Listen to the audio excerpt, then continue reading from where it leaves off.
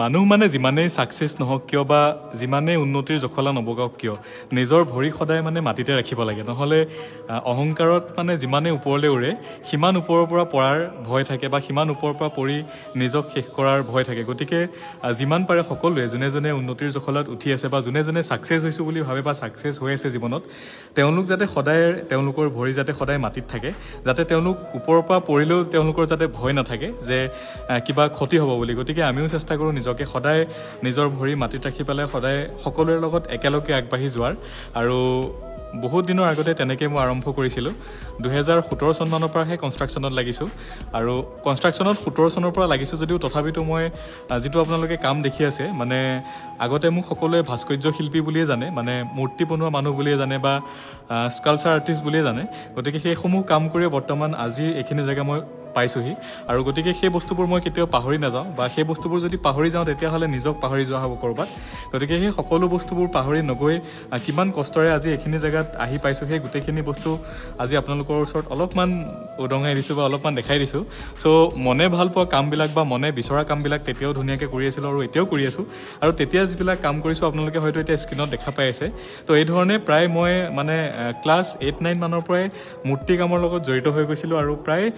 2017-18 চন মানলৈকে বা 19 চন মানলৈকে মই মূৰ্তি কাম এৰা নাছিলোঁ যেতিয়ালৈকে মানে কনষ্ট্ৰাকশ্যনৰ পৰা মোৰ আৰ্নিং হোৱা নাছিল বা মই পইচা পোৱা নাছিলোঁ তেতিয়ালৈকে মই মূৰ্তি কাম কৰিছিলোঁ বা সেই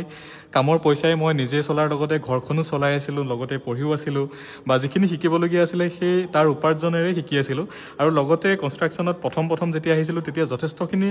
মানে প্ৰব্লেম হৈছিল বা বহুত লছ হোৱা যেন হৈছিল বা বহুতখিনি পইচা পকেটৰ পৰা গৈছিল আৰু সেই তাৰ পৰা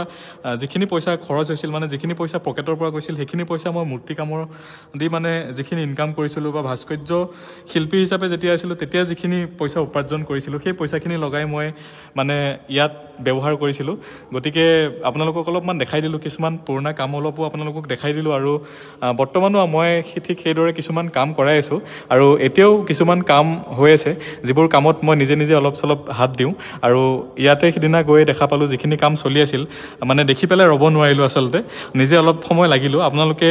আগত যিখন ফটো আছিল আৰু পিছত যিখিনি ফটো আছে আপোনালোকে দেখা পাইছে গোটেই মূৰ্তিটো মই কৰা নাই কিন্তু অকল খালি ফেচটো বনাইছোঁ মানে ফেচটো যিটো আছিলে সেইটো অলপমান মানে আমাৰ